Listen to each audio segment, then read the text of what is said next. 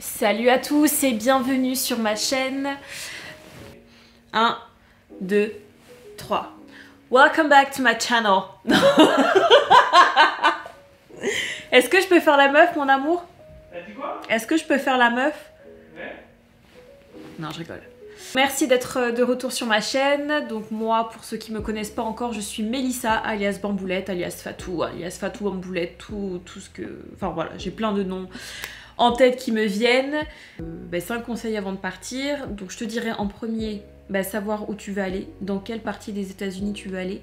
Moi, ça a été une de mes plus grosses erreurs finalement de pas savoir où aller. Puisqu'au final, pour ta recherche de famille, pour plein de raisons finalement, ça va vraiment t'aider à choisir ta famille sur le site. Donc je te dirais en premier lieu, renseigne-toi sur les états ou les villes dans lesquelles tu veux aller pour pouvoir t'aider dans ta recherche de famille et ton match avec ta famille. En deuxième, il faut absolument que tu aies toutes les... comment dire, que tu te prépares à partir, puisque malgré tout tu pars 1 an, tu peux renouveler encore 1 an, donc tu peux rester 2 ans en tant qu'au pair maximum aux États-Unis. Mais si t'es pas préparé psychologiquement, ça peut être très très dur. Moi j'étais prête psychologiquement et l'âge que j'avais à l'époque m'a permis aussi, je pense, de me détacher un petit peu de toute la tristesse que j'aurais pu avoir. Puisque quand je suis arrivée, franchement c'était hyper triste. Il y avait des petites nanas de 18 ans qui étaient en totale déprime.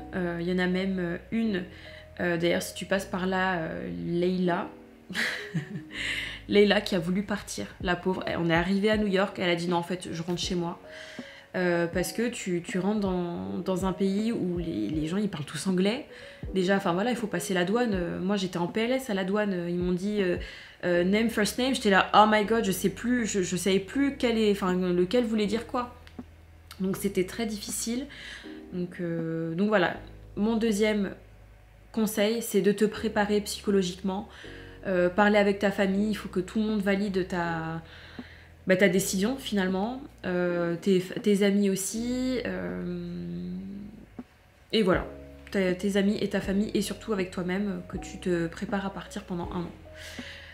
Et d'ailleurs en fonction de la côte ouest ou de la côte est, en fonction du décalage horaire aussi, il faut s'attendre à pas parler avec la France, parce que moi par exemple je suis partie à Seattle, donc il y avait 9 heures en moins, c'est ultra chaud.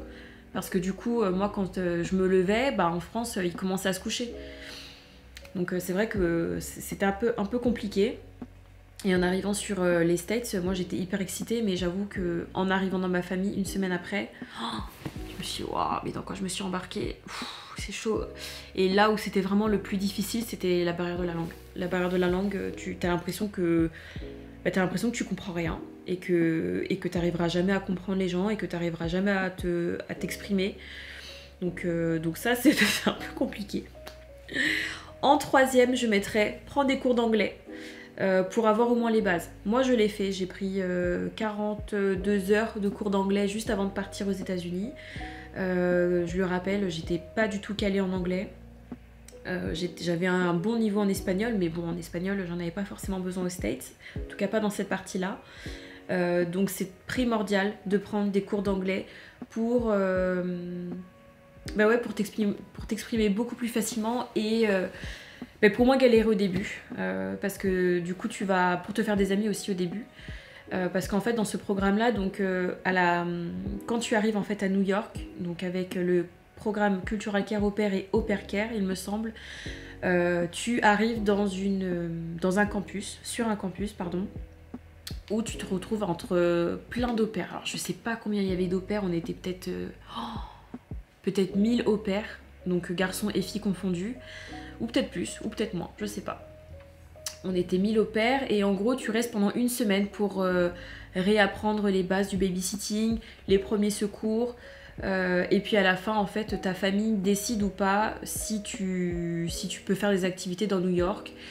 Donc moi ma famille elle m'avait tout pris, donc j'étais hyper contente. J'avais eu en cadeau donc le sac Culturel Care Repère, d'ailleurs j'ai tout oublié là-bas. Donc j'avais le sac Culturel Care Repère, j'avais une gourde, j'avais un t-shirt. Ils m'ont offert aussi un tour dans une attraction touristique de New York, donc c'est le Rockefeller. Et cette activité je crois qu'elle coûte 50$ quand même. Donc moi ils m'ont permis de le faire.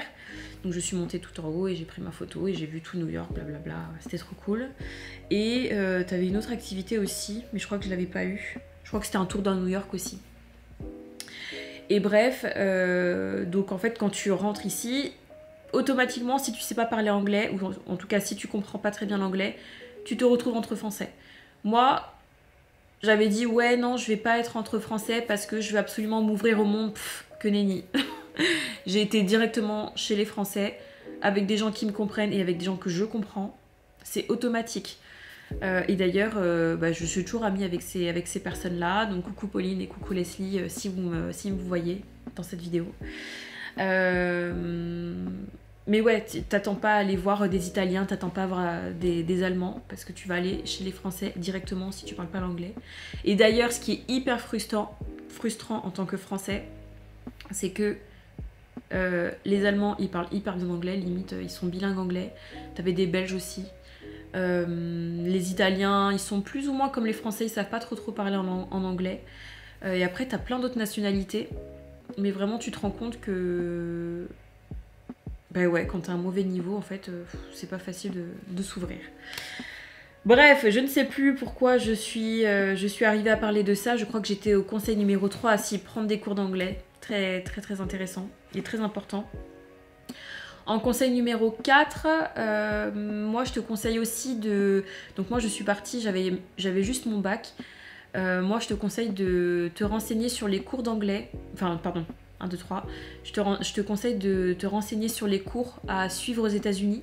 Parce que quand tu pars en tant qu'au pair, en fait tu as des crédits à valider, tu en as 6.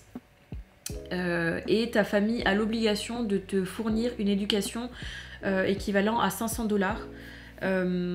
Et moi en fait vraiment quand je suis allée aux États-Unis, mais on aurait dit, quand j'y repense, on aurait dit que j'étais déphasée. J'avais rien regardé, j'avais pas du tout regardé le quartier où j'allais vivre, j'avais pas du tout regardé les formations, je suis allée en mode freestyle mais à mort.